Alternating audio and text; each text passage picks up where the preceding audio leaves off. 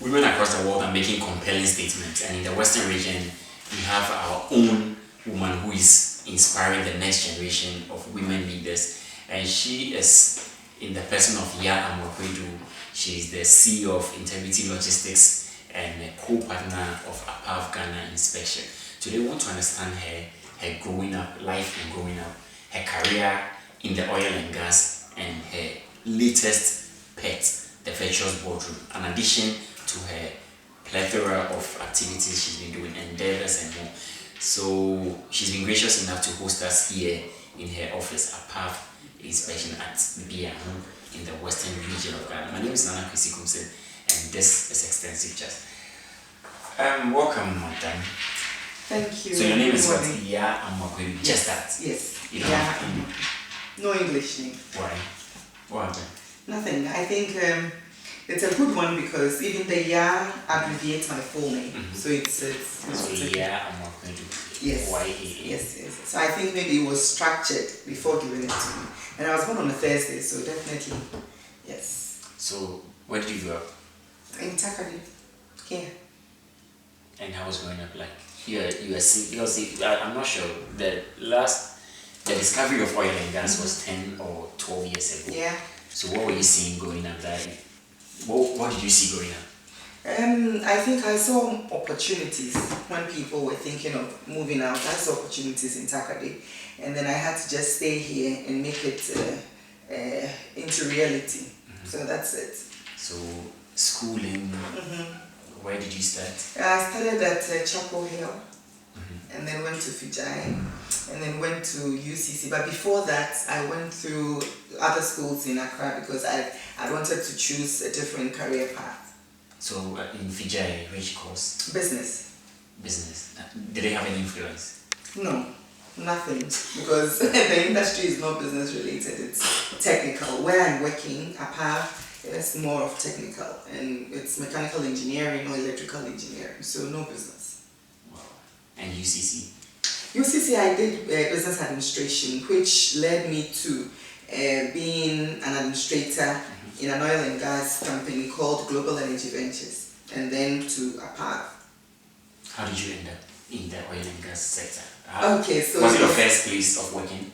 As a GV? No, the oil and gas sector. Which places have you worked in? Okay, so just after schooling at International School of Aviation, I wanted to be a stewardess, like a air hostess, yes. So just after school, I realized it wasn't that easy for you to be that air hostess that I was thinking of. So I started with working with North American Airline at Jowulu. That's in 2006. And then from there, it was just an attachment, sort of. So I met this white man called Michael Dixon, who worked for Cosmos. I was so efficient in whatever I was doing, so he was like, no, this is not where you have to stay.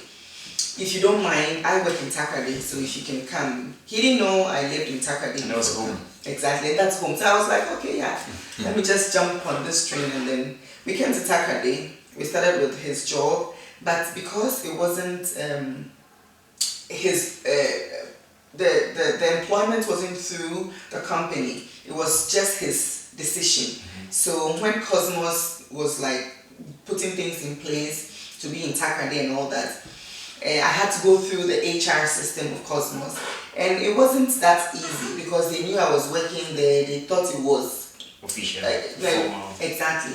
So there was this company called Global Energy Ventures. They came to Ghana in 2008, and then they needed an administrator. And meanwhile, in Cosmos, I was being paid 500 Ghana cedi, and then Global Energy Ventures was ready to pay 275 Ghana cedi. I don't know why. Below, exactly. But I jumped on because I realized that it's going to be a long-term thing rather than the Cosmos one. So I started with Global Energy Ventures as the office administrator. I don't know how people see the name, but mine was just an errand kind of go get this A4 sheets, the office, those kind of. But I rose through the ranks because I was determined to stay. And then I was really focused in knowing what the oil and gas really entails. So I was learning from time to time. So I rose through the ranks from an office administrator to an admin and finance person, and then to a local content manager, because the the whole local content thing was at heart. I really needed to know what, as Ghanaians, we need to know to be part of the whole oil and gas. Yeah. So you were receiving less than what you were receiving at Yes, I did. Cosmos. I did receive less. It didn't put you off? No, because I had the determination. I was focused in continuity, long term rather than short term. Because with the Cosmos, with the Cosmos Energy, it was going to be that, okay, I had to go through the HR. What if they say no? So it's going to end up somewhere. But with the Global Energy Ventures was something that I know was going to be long term. So I jumped on, and then I think it's quite a good decision that I made. Although at that point in time, it was really a very difficult decision for me to make. But I think I chose the right way. So from Global Energy Ventures, then Global Energy Ventures. So I had an issue with the whole going home to give birth and then coming back. So I had to stay in the house for some time, and then people that I knew from Talo called to say that, look, there's this new company called Apave Ghana Limited who would want an office administrator urgently. Do I want to be part? I was like, is there a question or what? Because for me, I just need a job. So I just started. My interview was even done in a bar, like a restaurant. Yeah, the boss, it was called Spike's Bar at Chapel Hill. Yes. So the boss, the oil and gas director of Apave International was there, and then the base manager of Apave Ghana Limited was there. So they asked me a few questions. Are you ready to be with us?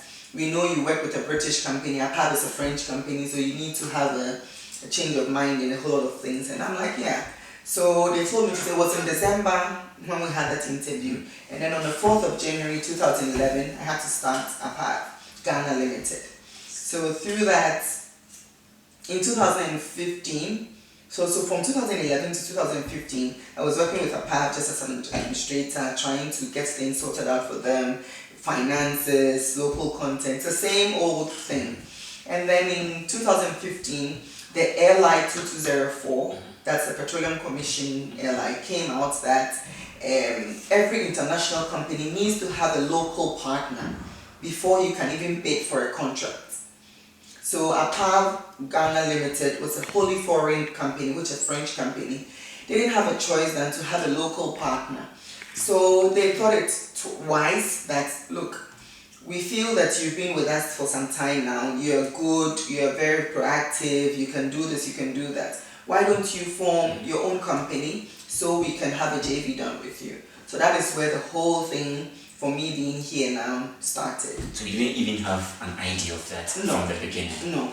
It just happened yes. on the way, but you were prepared? Yes, I was 100% prepared. I'm prepared for any challenges in life. Oh, interesting. So what's Apave into really? Apave is a third-party inspection company, and we do a lot. We have a lot under our sleeves. We've been in the world for like 150 years, and in Africa for like 75, and then in Ghana for 10 years. And then we are into calibration, we are into NDT, that is non-destructive testing. We are into OCTG inspection, lifting inspection, and now our newborn baby, the training school. So we have a lot under our sleeves. It sounds technical. Very technical. So how are you able to, with no background into that, how are you able to understand the system that if this person is doing this, this person is efficient? How are you able to? Okay, so we have the processes, and I had to be part of the processes, because before I can know that this person is deemed fit to do this job, then the person needs to go through 1, 2, 3. So definitely I have been there already, and it's determination. I always say is being focused, being determined. So I just hopped on, tried to know what NDT is about, tried to know other steps in NDT. We have the PT, VT, RT, is a lot. That's the magnetic particle inspection. We have the RT, that is radioactive inspection. We have a lot. So it's about you being determined to know. And I was determined to know the processes and then what it really entails for a company like Apave to be on a contract with MODEC or to go offshore and then work. So how many workers are under you? Because I have my own company Yes. as the JV partner, I have my own my workers. Yes. Same way Apave has its own workers. So when we come together, that's Apave Ghana Inspection, the JV company, we have over 95 Ghanaians and then about 200 expatriates who are very, very high in technical know-how. Most of them being males. Yes, most of them being males. How are you able to manage these number of people, being firm and making sure that everything works? Because what we do here in Apave is mostly critical and crucial, and it's with standards. I don't think they need a woman to tell them what to do first, because it's a procedure, it's standards. So you have to go through all those standards. And before you can be a rope access inspector, you need to have the experience, the number of hours on ropes. So it's really demanding. If you really, as a person, you want to be part of Apave, you need to go through all these procedures, standards, qualification, experience, and everything. So I don't think it really affords a woman's push or fairness for you to go through that. But it's a male-dominated area. Definitely we have challenges, but we've been jumping the ladder, so it's fine. Oh, interesting. So we are talking to AMOAKO-ADU, and she is the CEO of Integrity Logistics and a co-partner of Apave Ghana Inspection. She's telling us about her sector, the oil and gas sector, how she came into the sector, and it's an interesting journey. We want to know her more about her life personally, but right now we are on her career and we delve into other areas as we go by. So, is the oil and gas rewarding?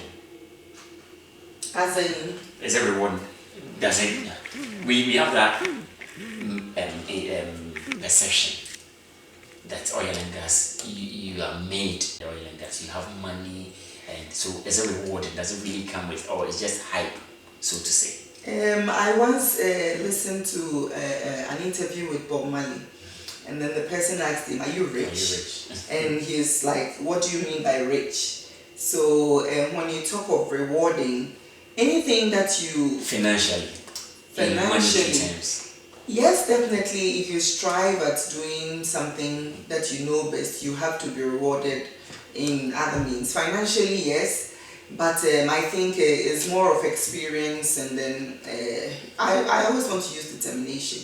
If you're determined to do it, even if you are selling water and you are really keen in doing it, you will rise through ranks from being on the street to a shop to manufacturing to distribution. So it depends on you. But financially, I think that it's okay. I wouldn't say it's really lucrative, but it's okay. We're managing. So you don't regret leaving the airline business into the oil and gas? I wouldn't say no, but sometimes when I'm on board the flights, when I see them, I'm like, I wish I'm them.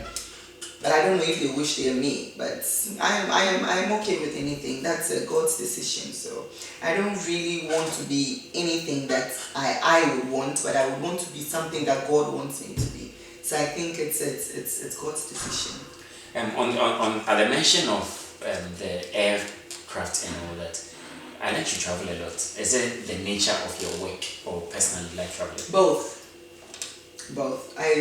I love to travel because I want to see other new things, and then also with the job that I'm doing, we have, Apave is a French company. Definitely we have to go, and we have 59 subsidiaries across the world. So with this 59 subsidiaries, if they're doing something that we are not doing, we have to go find out how they did it, if we can implement the same thing here. So you are forced to do things like traveling to other countries to find out what they can give Ghana as well.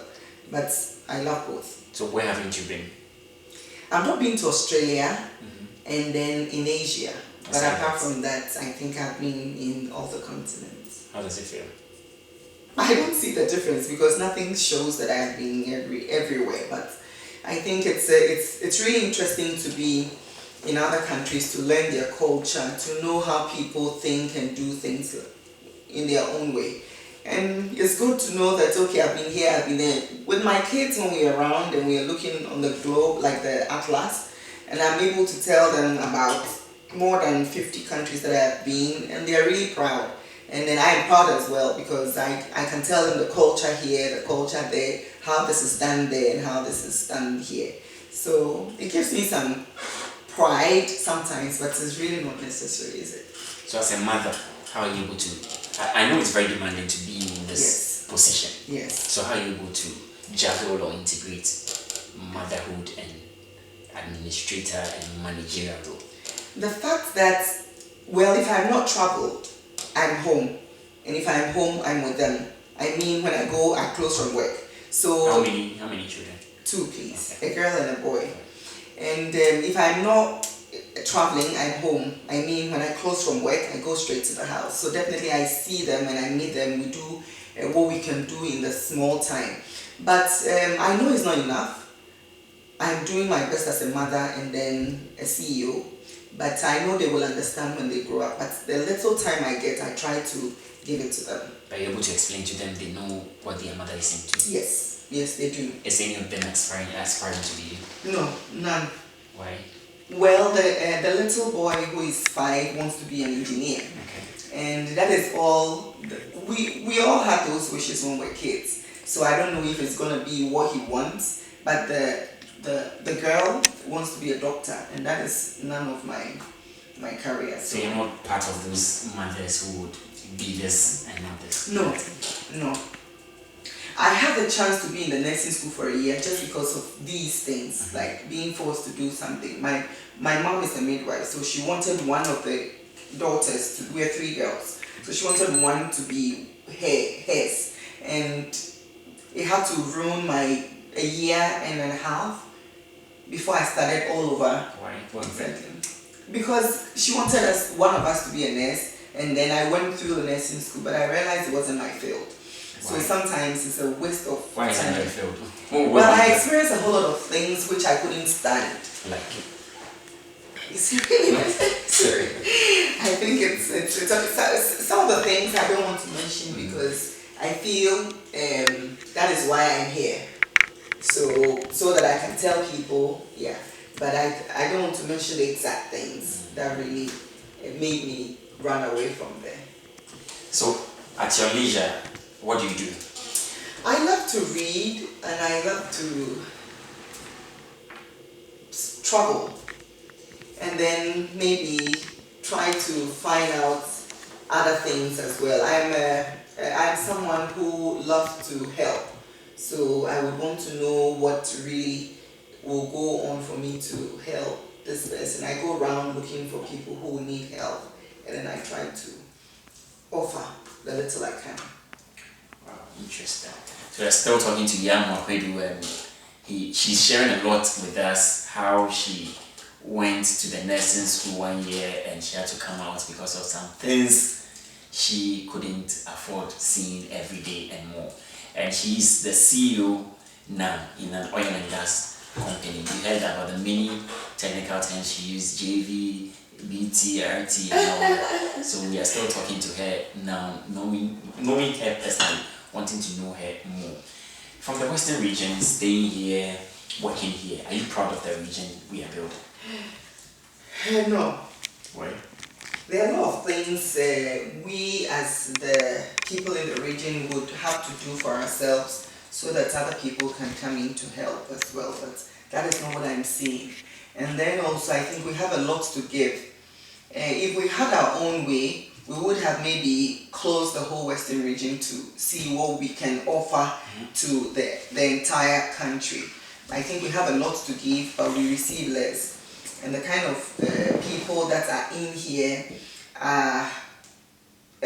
people think we are not ready to work, so it makes it difficult for us to even help each other, because thinking that, Takadi people are not ready to work, you don't even want to give a helping hand to somebody to do, because definitely the person is not ready. But I think if we put in some measures, some schools, some boundaries around us, I think we can make the Western region a place for everybody to see. We have gold, we have oil, we have manganese, everything, timber, cocoa, think of it. And then we are supplying to the whole country. I mean, with the GDP. So if we are able to close our barriers, that is where they will see the essence of the Western region and then how they can help. So the best comes from the West. You think you're not living up to that?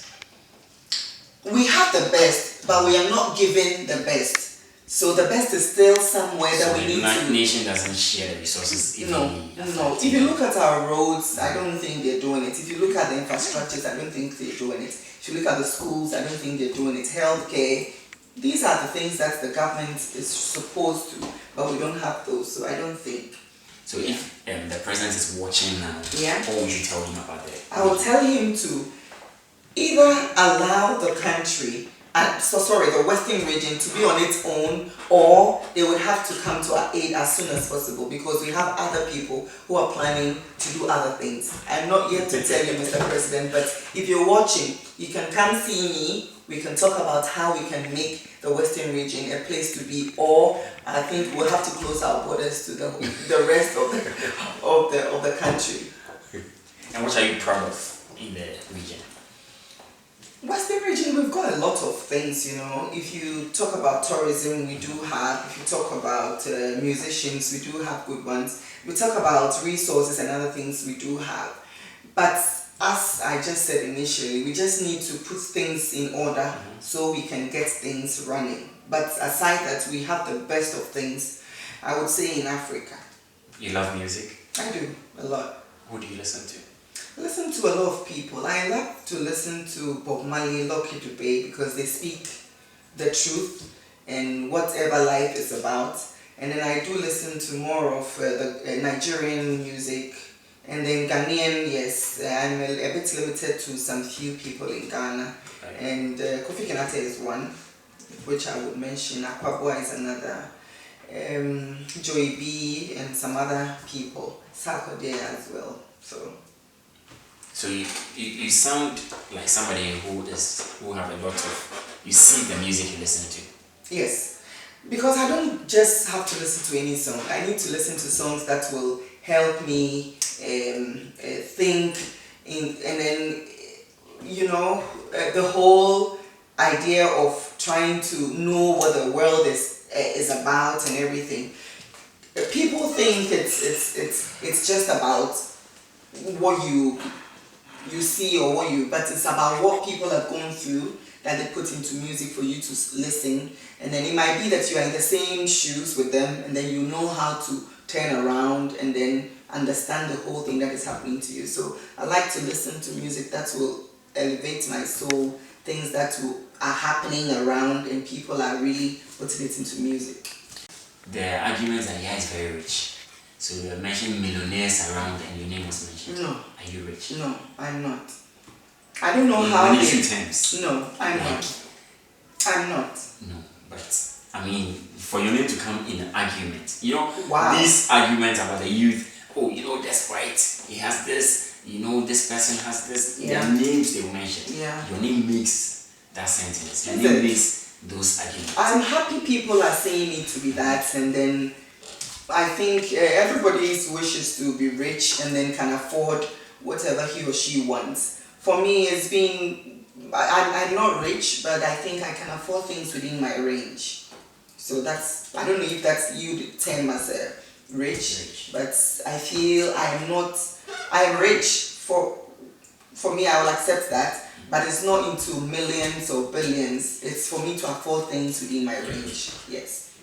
And you are a philanthropist as well. Yeah. You give a lot. Yes. What's that background? What really inspired you? What really... It's part of me. It's part of me.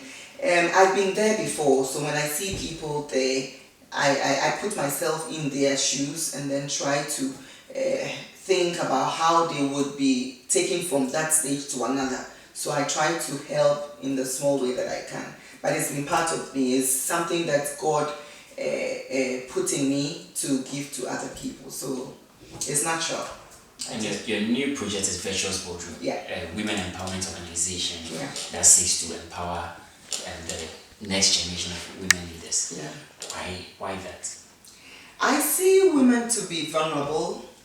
For me, it's empowering everybody, but basically women, because I see women to be very vulnerable, and then I would want to help in my own small way. We have women in big positions, which I am proud of, like the Vice President of America, but I want to limit it to the Western region or Ghana as a whole. So that is the small thing that I'm doing as well, to see women shine. To the youth, women youth. Yes, basically. yes. Between 12 and 30, that is where I'm targeting now, because I feel these are where you have to make decisions in your life. And after 30 or 30 years, you need to know what you're doing in life. So that's the range. Your recent project was the teenage mothers, where you put some of them into vocations, others into schools and all that. Why teenage mothers? I've been there before. I always would want to use my examples, practical ones, to help people. So I was 28 when I had my first girl. I was at work, but I had to be laid off because of that. And between the time that I got another job and then when I gave birth, it was the disaster for me. And I feel that women who are also not working and they are in the same class are going through the same thing. I chose them also because I would want them to be also know that in life there's another step in life. You can't just settle on anything. I want to let them know that there's a purpose for them to come to life. To live. So if you have kids or you are having a kid or you've given birth at a tender, it doesn't stop you from making another decision which will turn your life around. So that is why I gave them the chance to also come on board again, like a second chance, So there are 30 of them? Yeah, 30 including their mothers, not... Okay. Yes. So what's the role of your mothers in there? Okay, so as part of our searching or trying to get these kids, we realized that their mothers were also not doing anything good to sustain the family. These are some of the reasons the children go wayward in getting pregnant and other things. And then also after we helping them to be in school, they definitely need to keep their kids at home, their babies at home. And for people to be able to have a sound mind at school, at work, they definitely need somebody to take care of their children. And some of their mothers do not have anything at home to help with the babies. So we definitely had to help them so they can take their kids whilst the girls are going to school or working. So how has it been so far since that project? It's been very successful, and we will be on our tour for the mentoring and monitoring and evaluation to go and check on how far they are using the kind of resources or the help we gave them, to see if we did the right thing or not. So we can use that as a yardstick for another another help for other people. Yeah. Interesting. So virtuous boardroom, what's the end game? What's the whole perception, the whole vision of it? What do you want to see to achieve with a virtuous boardroom? If we say we want to achieve something, it's as if we have something there that we're looking at to. No, we just would want that we have a sustainable life for people to live. We want to help with people who are underprivileged. We want to help people to choose their career path, and then seeing people like us, then they can say, okay, I want to be like her, or I would love to see maybe her in my dreams, sort of. So we want to bring dreams into reality for people who have less means to get there. I don't know if you get it, but these are some of the things. So what inspires you and who inspires you? So 2 questions. What inspires you? Do I have any inspiration? I think I said it initially. It dawns on me, and I don't know from where. But I'm a Christian, so I believe in what the Bible says, and it says we should give. Yeah. So I'm giving whatever I think I can give. So that is what inspires me to give. I think being a Christian and knowing very well that I have to give, that is why I'm giving. And then who inspires me?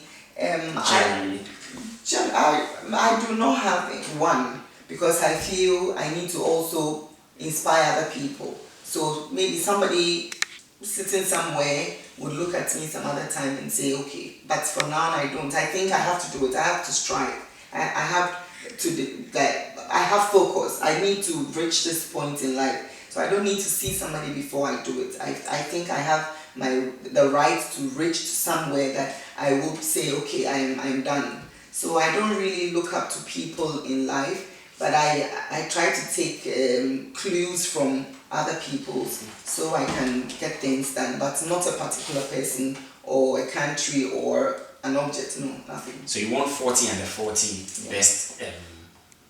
Okay, so I won the 40 under 40 oil and gas. Oil and gas. Yes, so it means that. So you're less than 40? Yes, I'm That's less. what it means. Exactly, that's it. And then in the oil and gas, you must have been doing something amazing to be recognized amongst all these people in the oil and gas to be given that award. Okay, I think I am I'm the first female local partner. Okay. That's one, and the youngest as well. Okay. So I won the Youngest Achievers Award in the oil and gas. That is different from the 40 under 40. Yes. So the Youngest Achiever, so it means that I have achieved a lot in with my age. And then being a female, first female local partner as well makes the difference. So that is why I'm just being elevated like that, but I don't see anything different. Anything big deal. Yeah. Wow. And being a woman in the industry also, like people would want to know who she is, why that, and all that. So that's why, but I don't think it's a big deal. In the oil and gas sector, has the oil benefited Ghana in any way? Yeah, definitely, because if you check the GDPs and other things, definitely has. We've had issues of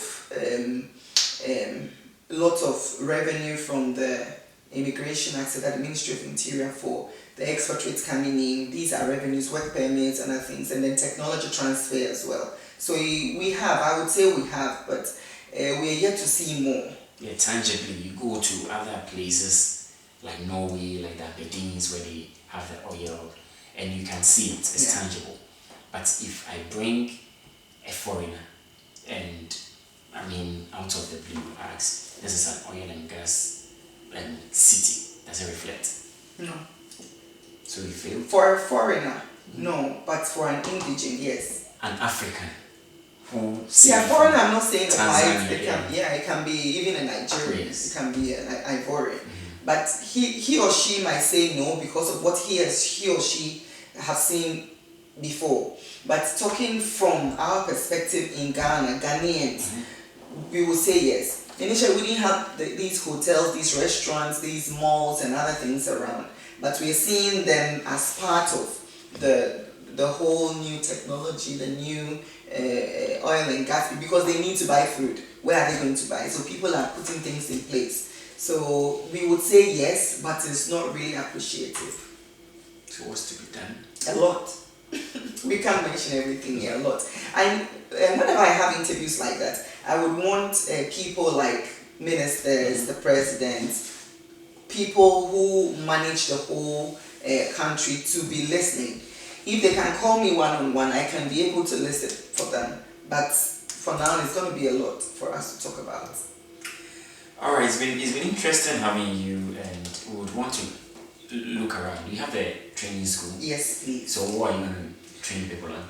A lot. We are going to do BOSIAT, that's the offshore survival course. We are going to do stimulating exercise. We're going to do complex training, that is electrical training. We're going to do other over 800 HSC trainings. And then also we are going to tailor it to the needs of the clients or the sector. So it depends on you, what you want to do, but it's mainly for oil and gas. It will be expensive. No, it wouldn't. That is why we've brought it all the way home. If you're supposed to, this is the first of its kind in West Africa and the second in Africa. Wow.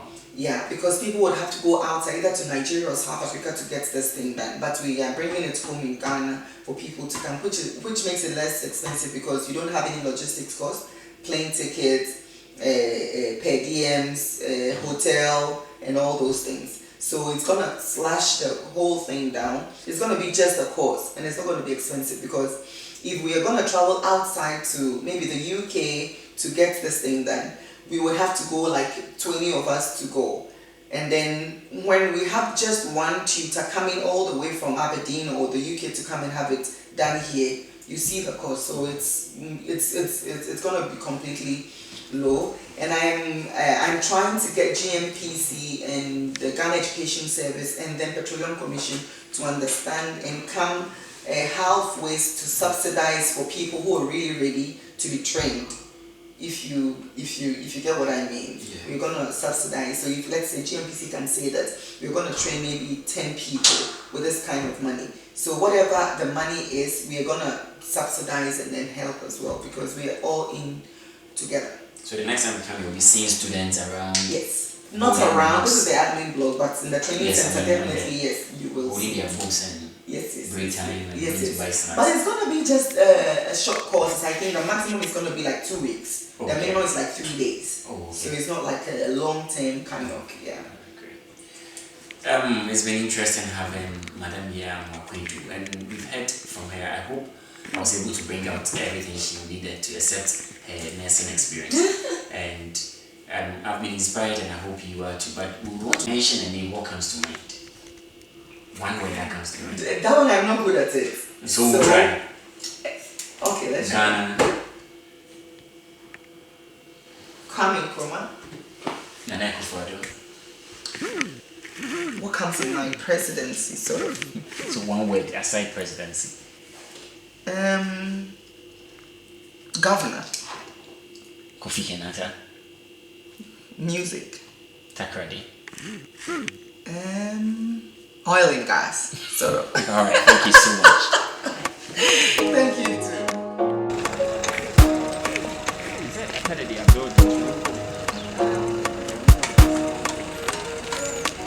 Automated. You can't just go in. So when you come at the reception, you have Geralda here, whatever it is, blah blah blah. Then she opens the door for you to go inside. So this is like an medical room. And then you have to go through here for the classrooms. But There's a pool. yeah, this is the pool for the whole training thing. I have a short video. I'll never send them. And Nikola Tesla is the person who it's electricity. Yeah. And you see the sign here, it looks more like palm. So this is it. And this is the pool. We have two of them, this one and then the other one. This is for the helicopter. You see, when you are in the chopper, this is like the helicopter. So you are put in there and strapped. And then they'll put you inside and turn. Okay,